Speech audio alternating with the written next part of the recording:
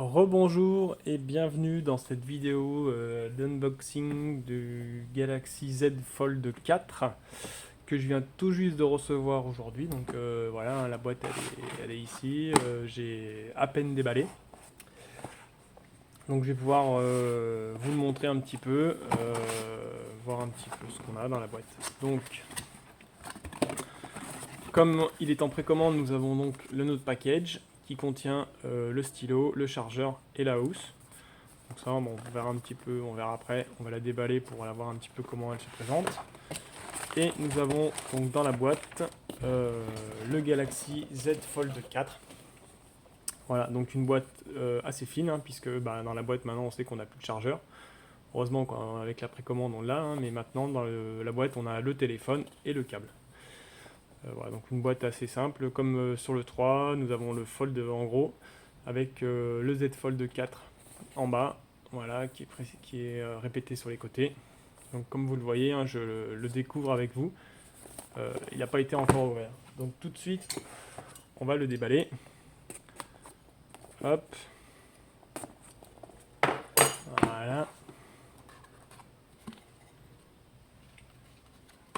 Donc voilà un petit package premium. Donc ici, hein, nous avons les papiers qui ne servent pas à grand chose, le câble USB-C, USB-C et le petit trombone pour pouvoir ôter la carte SIM. Et voici donc le téléphone. Alors, première impression, hein, alors, il a l'air très sympa. Donc je vais tout de suite enlever la protection, si je trouve comment on fait.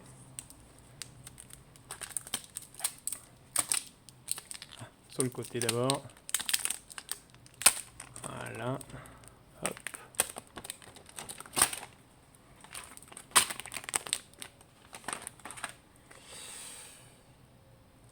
Hop, je le plie. Donc nous avons de très belles finitions. Donc moi j'ai pris pour ma part le gris anthracite. Donc un effet mat qui est vraiment sympathique. Les optiques, hein, qui ont été améliorées sur cette version du 4. Donc moi, pour info, j'avais pas le Z Fold 3, mais j'avais le 2.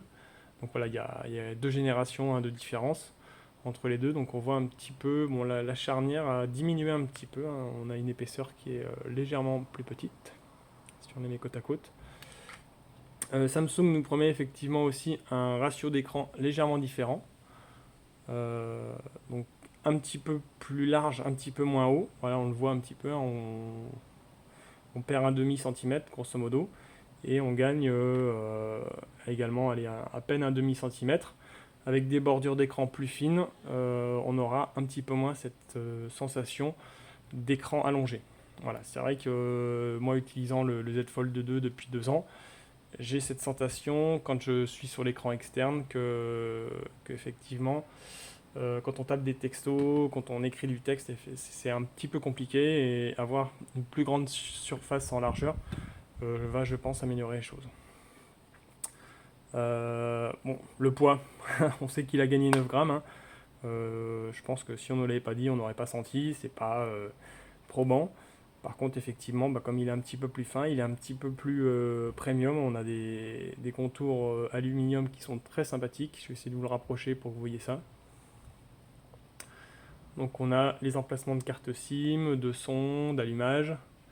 Nous avons également donc, les doubles haut-parleurs stéréo, la charge USB-C, voilà comme ceci, les micros que l'on a donc au-dessus et je pense en dessous également, la charge USB-C. Donc le ressenti, hein, je vous le remets, essayer de vous le retranscrire un petit peu encore, l'effet mat sur cette version anthracite est vraiment très sympa au toucher. Bon, comme on le sait, on va mettre une coque, hein, parce que c'est des objets qu'on aime quand même bien protéger. Au niveau de l'intérieur, c'est très classe aussi. C'est vrai qu'on ressent un petit peu cette sensation d'un écran un peu plus large du coup.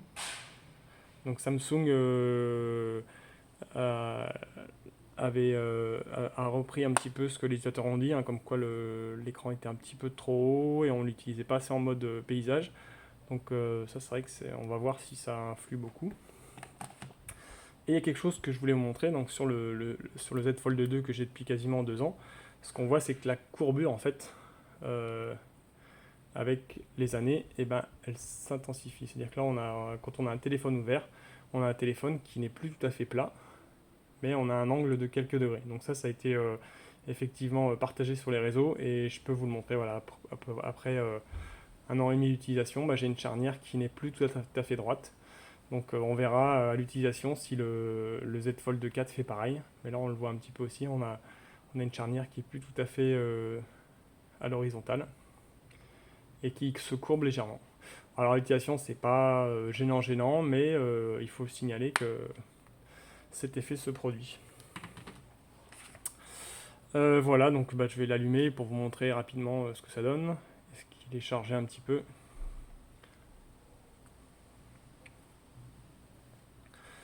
Donc dans les nouveautés, Samsung nous promet un meilleur appareil photo, donc ça je vais tester, je suis impatient d'avoir un appareil photo qui ressemble à un S22.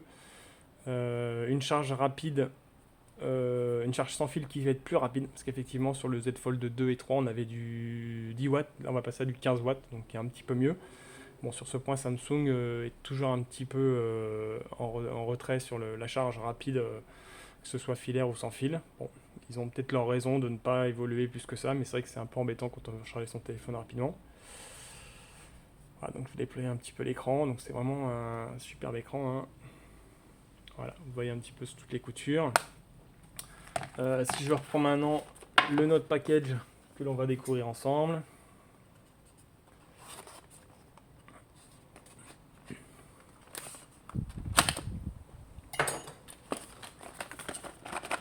Qu'est-ce que nous avons dedans? Hop.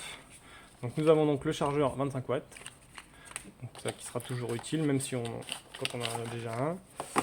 Alors nous avons la coque arrière qui cette année est beaucoup mieux pensée que sur le Z Fold 3, hein, puisqu'elle permet de mettre les petites pattes pour faire tenir le téléphone tout seul. Donc ça, ce sera à tester, mais à mon avis c'est sympathique. Comme ceci, donc on peut faire tenir notre téléphone debout. Donc là, sur le téléphone, évidemment, c'est pas très bien équilibré, mais il faudra voir à l'utilisation. Ensuite, nous avons donc la coque avant, voilà, qui permet de protéger un petit peu le devant. Nous avons donc les embouts, ça c'est les embouts du stylet. Et le stylet que nous avons juste ici. Donc le stylet, pour moi, je pense qu'il est identique au Z Fold